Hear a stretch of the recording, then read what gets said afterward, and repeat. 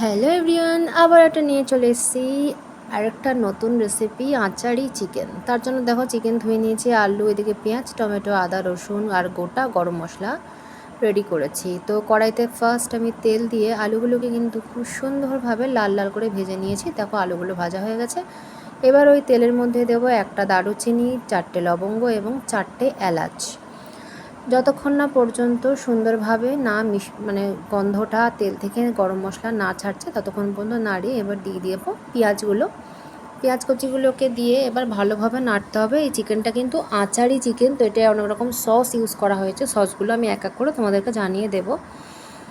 তো আমি দেখো পেঁয়াজগুলোকে দিয়েছি, দেওয়ার পরে তার মধ্যে পরিমাণ মতন দিয়ে দেবো চিনি অ্যাড করব, কারণ চিনিতেই কিন্তু কালারটা খুব সুন্দর আসবে। সেটা আজকে তোমাদের রান্না করতে করতে দেখাচ্ছি যে 1 চামচি চিনি যদি তেলের মধ্যে দিয়ে অনেকক্ষণ ধরে ক্যারামেল করা যায়, তো ওই যে চিনি দিয়েছি দেখো, তাহলে তো কালার একদম ফাটাফাটি হবে।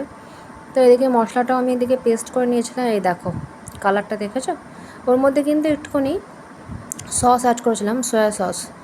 তো এবার চিকেনগুলোকে দিয়ে দেখো আমি সমস্ত মশলাটাকে ভালোভাবে দিয়ে নাড়াতে থাকবো যতক্ষণ না পর্যন্ত তেল না ছাড়ে। তার মধ্যে আমি ধনে, জিরে, হলুদ, লবণ, পরিমাণ মতন লবণ দিয়ে দিলাম, দিয়ে ভালো করে নাড়তে থাকবো। কোনো কাশ্মীরি লঙ্কার গুঁড়ো কিন্তু আজকে আমি ইউজ করব না ইউজ করি। কালারটা দেখো শুধু কী সুন্দর এসছে।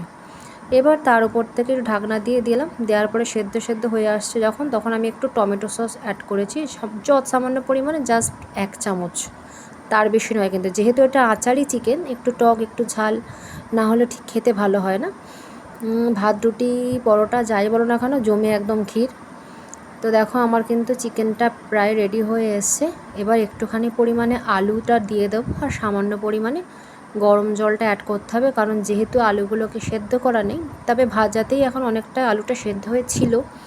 তো আলুগুলো দিয়ে আমি সুন্দরভাবে নাড়িয়ে নিলাম। তোমরা কে কে বানিয়েছো বা কে কে খেয়েছো আচারি চিকেন একটু জানিও। আমি একবার করেছিলাম আর আজকে করলাম, মানে সুস্বাদু হয় খেতে, যাকে বলে একদম দারুণ। বেশি রুটি পরোটার সাথে ভালো লাগে ভাতের থেকেও। দেখো আমার কিন্তু প্রপারলি মশলাটা কষানো হয়ে গেছে এবং তেলও ছাড়তে আরম্ভ করে দিয়েছে, আলুও সেদ্ধ হয়ে গেছে সুন্দরভাবে। তো রান্নাটা তোমাদের কেমন লাগছে, আমার প্রত্যেকটা রান্না তোমাদের কেমন লাগে একটু জানিও, আর কমেন্টসে একটুখানি বলো যে কেমন হয়েছে দেখতে। খেতেও কিন্তু খুব সুন্দর লাগে। যারা এখনও আচারি চিকেন ট্রাই করোনি তারা ট্রাই করতে পারো। আমি এবার পরিমাণ মতন একটু গরম জল দিয়ে দেবো। আলুগুলোকে তো একটু সেদ্ধ করতে হবে, আমি এমনি কষাতে আলুগুলোকে সেদ্ধ করে নিয়েছিলাম অনেকটাই। এবার জাস্ট একটুখানি মাংস আর আলুর মধ্যে সমস্ত মশলাটা যাতে সুন্দরভাবে ঢুকে যায় আর চিকেনটা যাতে খেতেও ভালো লাগে, মানে আচারি যে টেস্টটা যাকে বলে সেটা যেন চলে আসে, তার জন্যই আমি এটাকে একটু জল দিয়ে দিলাম। ঠিক, তো দেখো আমার জল তো শুকিয়ে এসছে, তার মধ্যে আমি একটু গরম মশলা অ্যাড করে দিয়েছিলাম।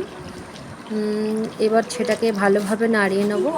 দেখতেও কিন্তু দারুণ হয়েছে। এবং আচারি চিকেনের রেসিপিটা তোমাদের সাথে বললাম, একটু সয়া সস, একটু গ্রিন চিলি সস লাগবে যখন পেঁয়াজ ভাজা হবে, আর যখন মাংসটা মোটামুটি রেডি হয়ে আসবে তখন 1 চামচ মতন টমেটো সস অ্যাড করতে হবে। তো আমার রান্নাটা কিন্তু খেয়ালি রান্নাঘর থেকে হয়ে এসছে। আচারি চিকেনের রেসিপিটা তোমাদের কেমন লাগলো সে বলো। লং ভিডিওটা কিন্তু সকলে দেখো এবং সকলে লং ভিডিও পোস্ট করো। বাই।